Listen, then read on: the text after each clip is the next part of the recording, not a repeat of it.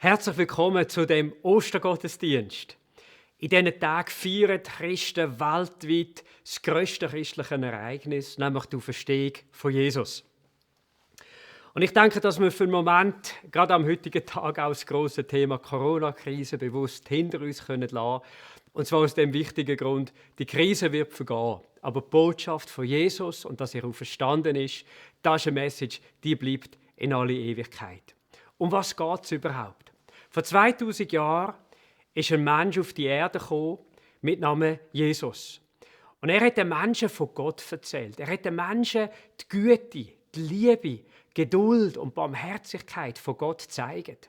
Er hat den Menschen aber auch Kraft gezeigt, wo wirklich bei Gott da ist. Und Menschen haben Heiligen erfahren. Lahme sind gelaufen, Blinde haben wieder sehen. Aber Jesus hat den Menschen auch gezeigt, dass Gott ein heiliger Gott ist, ein gerechter Gott ist. Und er hat Menschen darum auch aufgerufen, hey, kehrt um, ändert euer Leben, dass es wirklich Gott auch gefällt.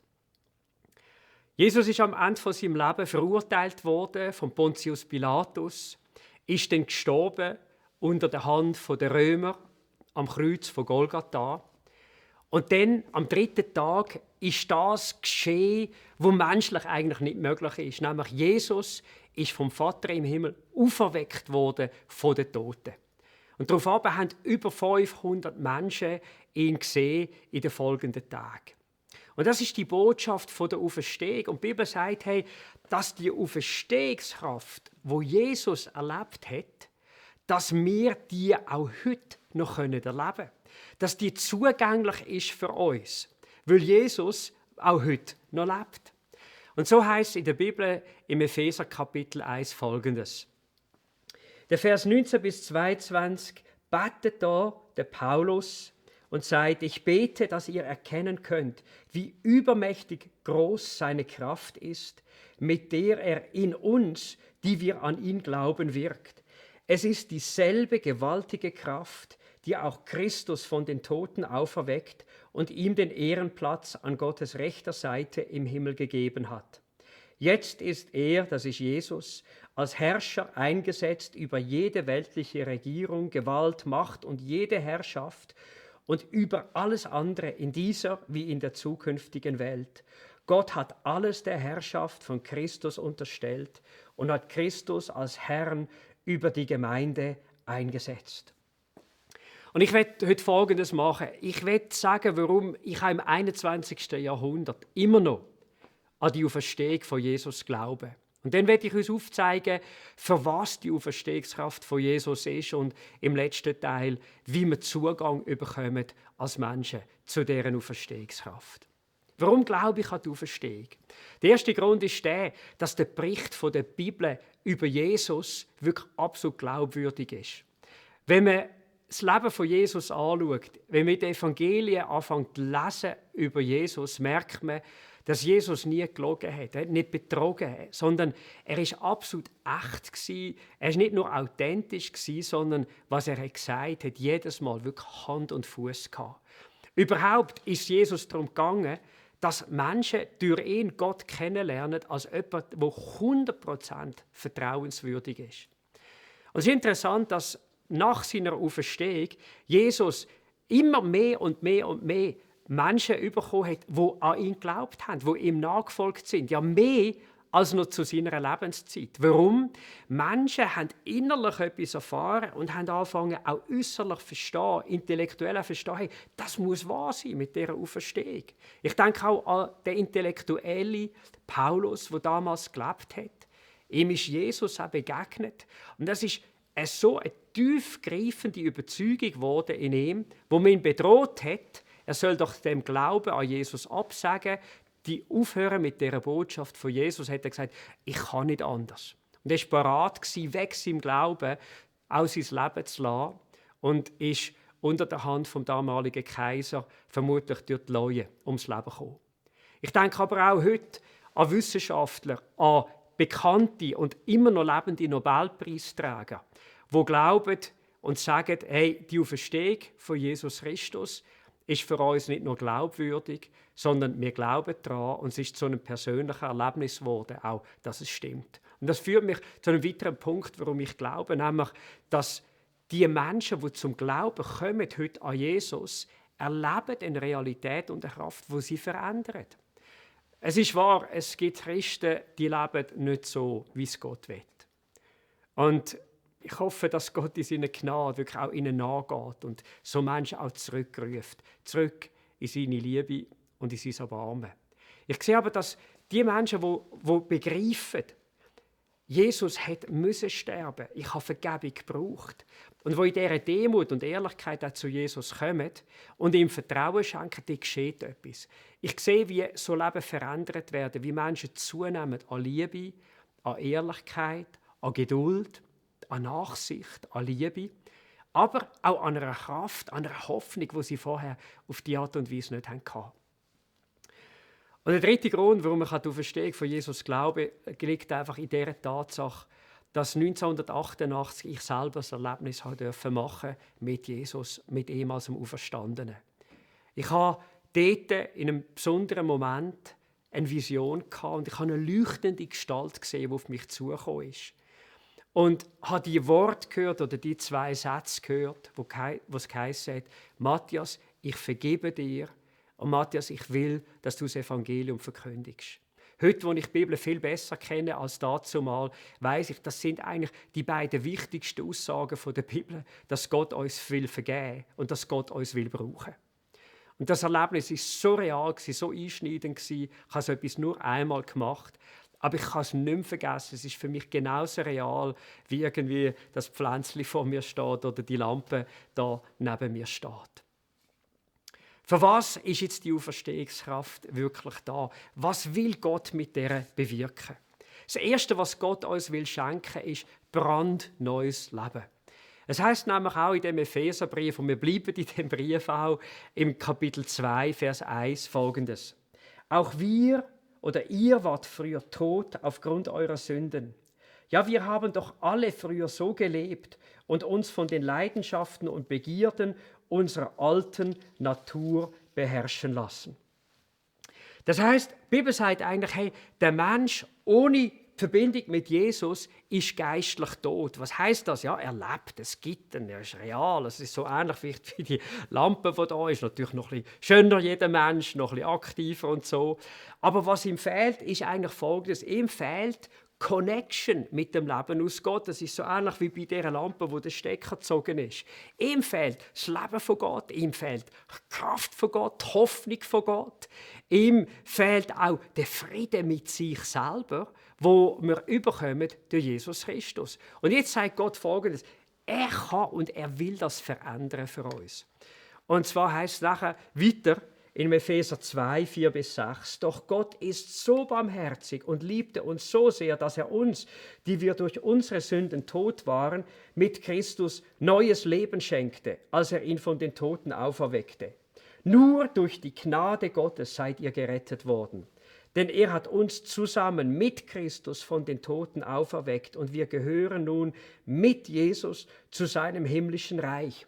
In anderen Worten, wenn unser Leben in Verbindung kommt mit Jesus, weil wir das wollen, dann ändert Gott etwas in dem Moment. In dem Moment fängt Gottes Kraft, die Auferstehungskraft von Jesus, die gleiche Kraft, die Jesus von den Toten auferweckt hat, fängt an, in unser Leben einzukommen.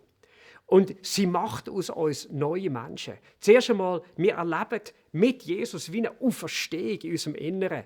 Viele Menschen sagen dann so, es ist, als hätte ich erst angefangen, richtig zu leben, als ich Jesus kennengelernt habe. Und dann heißt es aber noch weiter, dass wir sogar mit Jesus in den Himmel versetzt sind. Das heißt wirklich, dass Gott uns auch einen Platz gibt, Gott uns eine Identität gibt von der Kraft und wirklich auch von der Zuversicht. Und warum ist das so wichtig? Warum schreibt das der Paulus? Ich glaube, er schreibt das ganz gezielt an Christen, weil so viele Christen sagen, ja, ich bin so schwach, ich kann nicht, oder beklagen sich. Hey, und der Paulus sagt, hey, Moment mal, wenn du mit Jesus verbunden wirst, hey, da fängt eine neue Kraft in dir an zu wirken. Die Auferstehungskraft von Jesus. Und die ist lebendig. Denk doch daran, du bist mit Jesus versetzt worden in den Himmel, eigentlich in deinem Inneren, zur Rechten vom Vater. Hey, wie gewaltig ist denn das? Checkst du, was abgeht da durch das neue Leben durch Jesus? Und ich glaube, die meisten Christen unterschätzen das bei weitem. Ich habe mal, als ich noch ein bisschen jünger war, an einem Lauf mitgemacht. Und etwa 250 Mann dort waren. Ja, und ich wollte eine gute Zeit laufen. Und es ist mir irgendwie gut gelaufen an diesem Tag. Aber ich hatte eigentlich keine Chance, irgendwie eine besonders gute Zeit zu laufen. Und dann ist etwas passiert. Freunde, Kollegen, die dort waren, haben im letzten Teil von dem Rennen Folgendes gemacht. Haben angefangen zu heben. «Hey, Thais, go, go, go, go!» Und ich weiss nicht, das hat etwas gemacht mit mir. Ich habe eine Motivation bekommen, ich habe einen Elan bekommen, ich habe nochmal einen Schub bekommen. Und ich konnte an diesem Tag wirklich eine Bestzeit laufen von diesen 250 Leuten. Und ich denke, so ähnlich ist es da in diesen Worten von Gott an uns. Er sagt zu den Menschen, die mit Jesus verbunden sind, hey, weisst du was? Check doch die Kraft, die da ist. Es ist, wie wenn Gott uns zuruft, hey, go, go, go, go. Hey, unterschätzt nicht, was Gewaltiges in deinem Leben passiert ist. Es ist so gewaltig. Und das Zweite, was die Kraft nämlich macht, die Auferstehungskraft, dass wir wirklich eine tiefe und nachhaltige Veränderung erleben können. Ich glaube, jeder Mensch weiss vermutlich irgendetwas, wo noch ändern im Leben, wo nicht so gut ist, nicht so optimal ist. Aber wenn wir Jesus kennenlernen, dann merken wir, es geht immer noch ein bisschen tiefer. Wenn wir anfangen, die Bibel lesen, wenn wir sehen, wie die Bibel redet über die Veränderung, die Gott in uns will bewirken, dann merken wir plötzlich, oh wow, da geht es schon noch um vieles. Und Hand aufs Herz, wir versuchen es doch manchmal und etwa die haben wir keinen Elan, etwa die haben wir gar keine Lust, uns zu verändern, etwa die fehlt uns einfach die Selbstbeherrschung oder es fehlt uns auch der Mut dazu oder ganz einfach auch der Wille. Aber Gott sagt etwas ganz Spezielles zu dieser Veränderung. Und das möchte ich gerne lesen. Epheser 4,23 heißt, lasst euch stattdessen einen neuen Geist und ein verändertes Leben oder Denken geben. Als neue Menschen, geschaffen nach dem Ebenbild Gottes und zur Gerechtigkeit, Heiligkeit und Wahrheit berufen, sollt ihr auch ein neues Wesen annehmen. Ich stelle fest, dass etwa die Christen den Eindruck haben, wenn sie zu Jesus kommen, jetzt fängt Gott an und fängt an Druck zu machen. Du musst dich ändern, das ist nicht gut, das ist nicht gut, das ist nicht gut. Aber weißt du was? Ich glaube, wir haben den Text nicht richtig gelesen. Da heisst, lasst euch doch das geben. Nehmt doch das an. Das heisst, Gott sagt in anderen Worten, weißt du was? Die Kraft zu dieser Veränderung, die ist bereits in deinem Leben, weil die Auferstehungskraft von Jesus durch den Glauben an ihn nämlich in dein Leben gekommen ist. Und wie kommt jetzt die Veränderung? Nicht indem du sagst, oh, ich muss doch und ich sollte doch oder irgendwie so. Es kommt nicht der Druck, sondern es kommt ein Geschenk. Schau, wenn es heisst, lasst euch ein verändertes Denken geben, dann heisst das in anderen Worten, hey, Gott will mich mit dem beschenken. Ich kann es nicht, ich kann es auch selber nicht geben, aber er will es mir schenken. Ein neues Wesen. Er will, dass wir das annehmen oder sagen, mal, ich möchte das, ich möchte anders werden. Du kannst das zum Beispiel wie folgt machen. Hey, wenn du das nächste Mal merkst, wirst du wieder hässig oder vielleicht in der jetzigen Zeit bist du einfach zu nahe mit irgendwelchen Leuten zusammen und die gehen da auf den Wecker oder die kommen Gedanken, wo die Leute auf den Mond schiessen oder du kommen die Gedanken, die nicht gut sind, unreine Sachen an dein Leben an, wo du weißt, die würden Gott nicht gefallen. Hey, dann mach nicht Folgendes, sag, hey, weißt du, das ist mir egal oder ich kann nicht, ich will nicht, sondern komm zu Gott und sag, hey, du hast mir doch die Auferstehungskraft gegeben. Jetzt bitte ich dich, komm und lass die Kraft in mir wirksam werden. Schenk mir doch die Veränderung. Schenk mir das neue Denken. Schenk mir doch das neue Wesen. Und du wirst sehen, im Beschenktsein, dort liegt Kraft, dort liegt Veränderung. Denn alles, was wir wirklich an Substanziellem brauchen, das können wir nur geschenkt bekommen von Gott. Und das Dritte, dass die Auferstehungskraft tut nämlich noch etwas. Sie bewirkt, dass wir Grösseres mit Gott sehen können. Im Epheser 3, Vers 20 sagt die Bibel Folgendes. Durch die mächtige Kraft, die in uns wirkt, kann Gott unendlich viel mehr tun, als wir je bitten oder auch nur hoffen würden. Unendlich viel mehr. Jetzt, was vielleicht noch wichtig ist. Die Bibel sagt auch nicht, dass Gott uns alle Wünsche erfüllt, dass Gott uns jedes Gebet so erhört, wie wir uns das wünschen würden, sondern es ist immer noch Gott am Schluss, der entscheidet, wie und auf welche Art und zu welchem Zeitpunkt er Sachen bewirkt. Aber die Bibel sagt da innen, weißt du was? Durch die Kraft, die in uns wirkt, können wir anders beten und ist es sogar möglich für Gott, hey, das übertrumpfen, was wir uns vorstellen könnten oder was sonst menschlich möglich wäre. Und ich möchte das vielleicht in 2, 3 auch Geschichten illustrieren. Ich werde den Moment nie mehr vergessen, wo wir hier aus dem Jugendcamp waren, sind eingeschneit gewesen. Und wir sind mit der Schweizer Luftwaffe in Kontakt gekommen und sie haben gesagt, hey, wir könnten euch eventuell rausfliegen mit dem Heli aus eurem Berggebiet, wenn es gut ist, die Sicht gut ist. Und am nächsten Tag, wo wir ausgeflogen werden sollen, war wirklich das Wetter grottenschlecht gewesen. Es hat Nebel gehabt, ich weiß nicht mehr, es hat noch geschneit oder geregnet in den Bergen. Und wir haben das Telefon bekommen, keine Chance, wir können nicht fliegen. Und dann ist Folgendes passiert. Die Jugendlichen haben angefangen zu beten. Haben gesagt, oh Gott, du kannst doch etwas tun. Wir wollen wieder heim. Wir trauen dir wirklich alles zu. Wir trauen dir Grösseres zu, als wir uns vorstellen könnten. Und dann ist Folgendes passiert. Der Nebel hat sich angefangen zu lichten. Eine Stunde später bekommen wir das Telefon von der Einsatzzentrale. Der hat gesagt, hey, in 20 Minuten steht der Heli bei euch. Macht euch bereit, sind ready. Und nach 20 Minuten ist das flap, flap, flap, flap, flap, flap, flap. Ist gekommen. Der erste Heli ist gekommen, die erste Crew geflogen. Das zweite Mal gekommen, hat das ganze Lager evakuiert. Gott, der Überbitten und Verstehen kann tun. Und ich denke, eine junge Frau, die bei uns in den Gottesdienst gekommen ist. Und sie ist gekommen mit einer psychischen Not. Und sie hat dann gesagt, sie hat eine Diagnose, und die heisst Schizophrenie. Ich bin ganz offen, ich habe selten erlebt, dass Gott in so einem Fall einfach eingreift und etwas tun kann. Aber die ist gekommen mit dem Vertrauen, Gott hat eine Möglichkeit für mich. Und sie hat Gebet bekommen und Gott hat die Frau geheilt von ihrer Schizophrenie. Ihrem Psychiater hat das da bestätigt.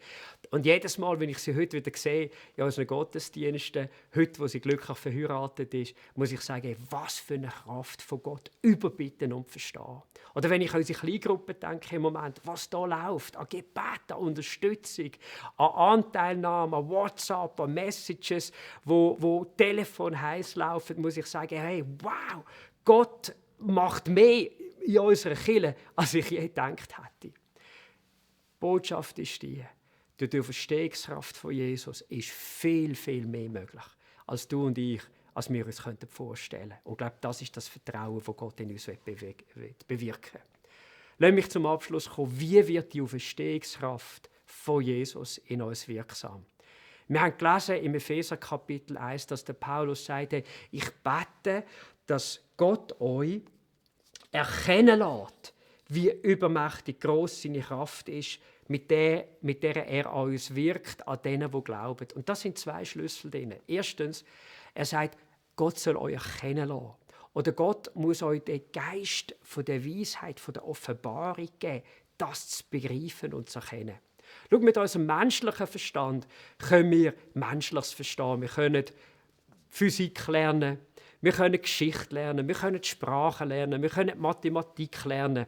All diese Sachen, für das lange unser menschlicher Verstand. Aber für göttliche Sachen brauchen wir göttliche Erkenntnis. Und die kann uns nur von Gott geschenkt werden. Und der Paulus sagt, darum bitte ich Gott auch. Und ich glaube, das ist das Gebet, wo du auch einstimmen und kannst sagen, hey Jesus Christus, lass mich durch deinen Geist verstehen, was heisst das, dass die Auferstehungskraft in mir wirksam ist. Lass mich das begreifen, lass mich das böcken, lass mich das checken, bis ich da innen die Freude bekomme. Wow, die gleiche Kraft von Jesus, wo ihn aus den Toten auferweckt hat, genau die gleiche Kraft ist in meinem Leben wirksam. Und das Zweite, es heisst in der Bibel, dass die Kraft wirksam ist an denen, die glauben. Das heisst, in anderen Worten, an denen, die das annehmen. Glauben kann man eigentlich auch übersetzen mit etwas annehmen, etwas für sich in Anspruch nehmen. Das ist bis heute eigentlich der Schlüssel für alles, was Gott will tun, für alles Wirken auch von Gott, dass wir es einfach annehmen und sagen, jawohl, ich kann vielleicht nicht alles checken, nicht alles begreifen, aber Jesus, ich will glauben und vertrauen, du bist auferstanden, du lebst. Und ich will glauben und vertrauen, dass deine Auferstehungskraft in mir das neue Leben bewirkt, Veränderung bewirkt und Größeres bewirkt. Und ich glaube, für das wollen wir jetzt einfach noch beten miteinander. Ich will zuerst einmal für die beten, die schon in dem Glauben stehen an Jesus. Und ich will einfach für die 3 Bereiche beten, dass du jetzt in dem Moment etwas von der Auferstehungskraft Gottes daheim, in der Stube, wo du jetzt auch hörst, dass du das darfst erleben und spüren. Herr Jesus Christus, ich danke dir, dass die Auferstehung von dir nicht nur ein historisches Ereignis ist, sondern dass die Botschaft ist, du lebst heute noch und du wirkst an denen, die dich glauben. Und Jesus Christus, ich bete jetzt gerade für die vielleicht irgendwo in ihrem Leben mit dir irgendwo vielleicht anstehen. Irgendwo, wo das Feuer für dich nicht mehr so brennt. Dass du ihnen gerade jetzt begegnest, Herr. Dass jetzt in ihren Herzen ein neues Feuer, eine neue Leidenschaft, eine neue Begeisterung für dich, Herr Jesus, darf angezündet werden. Ein neues Bewusstsein. Wow, Jesus ist mit seiner Auferstehungskraft ja in mir am Wirken. Herr, ich bete wirklich auch für die Menschen, die einfach spüren, da gibt es Bereiche in meinem Leben, da brauche ich Veränderung. Vielleicht in der Ehe, vielleicht in der Persönlichkeit, vielleicht in den Reaktionen Menschen gegenüber. Herr Jesus, und die vielleicht aufgegeben haben, die vielleicht sich bemüht haben. Und ich bete, Herr, dass sie jetzt gerade in dem Moment einfach so ihre Hand so wie zu dir dürfen erheben und sagen, ich möchte das wirklich auch empfangen. Ich will nicht mehr selber kämpfen, sondern Jesus, ich will mich beschenken lassen von dir. Und ich glaube, dass das Geschenk von dir eine Realität wird, dass die Veränderung möglich wird. Tue du das in mir, was ich selber nicht kann. Und ich will auch für die beten, die vielleicht so ein besonderes Wirken von dir brauchen. So etwas über das, was sie gebeten haben. Über das aus, Jesus, was sie verstehen. Dass du Türen auftust. Herr Jesus, dass Menschen, die vielleicht krank sind, in dem Moment dürfen deine Auferstehungskraft erleben. Dass du überbitten und verstehen tust und sie in diesem Moment wirklich heilst. Dass Menschen, vielleicht, die im Business jetzt angefochten sind, die nicht wissen, wie es weitergeht. Menschen, die in Kaderpositionen sind, die vielleicht am Anschlag sind in allen Sachen, in dem Moment dürfen spüren, ich bekomme neue Kraft von Gott, ich bekomme neue Zuversicht von Gott, vielleicht auch Weisheit, Einsicht in die Führung von Mitarbeitern, was auch immer sie brauchen. Ich bete, Jesus, für die irgendwo vielleicht auch in ihren Gefühlen die kämpfen mit Angst, dass deine Auferstehungskraft wirksam wird und dass sie dürfen einfach merken, du bist da und du hilfst ihnen. Halleluja. Und jedes andere Anliegen, das da ist, Jesus, wir wollen einfach sagen, du lebst und für dich ist nichts schwer. Amen. Herr, und vielleicht hast du zugelassen heute und du sagst, weißt du was? Ich bin noch nicht verbunden mit Jesus. Ich bin irgendwo noch so. Aber ich möchte die Verbindung mit Jesus eingehen. Ich will bewusst in Connection treten mit Jesus und sein Leben empfangen, ein neues Leben mit ihm anfangen. Hey, dann möchte ich dich wirklich einladen. Bete doch auch noch mit mir. Du siehst jetzt gerade am Screen siehst du das Gebet, wo du persönlich mitbeten darfst. Lieber Vater im Himmel, danke für deine grosse Liebe und Barmherzigkeit. Mir ist klar geworden, dass mir das neue Leben mit Jesus fehlt und auch Kraft zur Veränderung. Aber heute entscheide ich mich, mein Vertrauen auf dich, Jesus, der Auferstandene, zu setzen. Ich bitte dich um das neue Leben und um deine Auferstehungskraft verändert zu werden. Danke vielmals, dass du mich heute hörst. Mit dir, Jesus, will ich von jetzt an leben. Amen. Hey, ich will dir gratulieren. Heute mit dem Gebet, mit dem Vertrauen auf Jesus, ist der Stecker eingesteckt worden. Gottes Kraft hat jetzt angefangen, in deinem Leben wirken und wird dir wirklich helfen, Jesus besser kennenzulernen. Ich möchte dir Mut machen, fang an, in der Bibel zu lesen. Hey, schau in unsere nächsten Online-Gottesdienste. Und wenn du ein bisschen magst beten oder einfach mit Gott reden, fang doch an. Er hört dich, er lässt dir zu und er nimmt dich wirklich ernst. Letzte Woche haben wir noch Folgendes gesagt. Es ist ja Karwoche, Karfreitag ist drin. Wir haben auch gesagt, wir möchten das Abendmahl auch noch feiern miteinander. Und das dürft ihr jetzt machen, das dürft ihr jetzt persönlich machen. So wie Jesus das auch im kleinen Kreis gemacht hat, dürft ihr es auch mit der Familie machen. Und wenn du ein bisschen unsicher bist mit dem Kind, weisst du was, lass sie doch Teil sein von dem. Du kannst ihnen ja sagen, hey, das Abendmahl, das ist für die Menschen, die ihre Freundschaft mit Jesus möchten vertiefen. Es ist für die Menschen, die wirklich auch einfach das angenommen haben, dass Jesus für ihre Sünden gestorben sind. Und dann geniessen die Moment miteinander. Ihr könnt zum Beispiel aus Matthäus Kapitel 26, die Verse 26 bis 30 noch lesen miteinander. Oder ihr könnt auch noch ein bisschen Musik laufen lassen, später im Verlauf des Tages das auch feiern, ganz wie ihr wollt. Was wichtig ist, einfach, wir wollen feiern, Jesus ist gestorben und Jesus, er ist auferstanden für uns. Ich wünsche euch Gottes Segen dabei.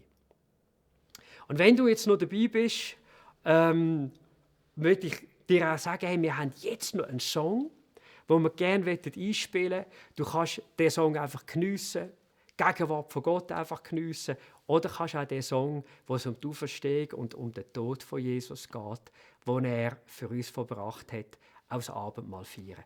Gott segne dich, eine gute Woche und erwarte und glaub, dass die Auferstehungskraft von Jesus wirksam ist in dir. Gottes Segen.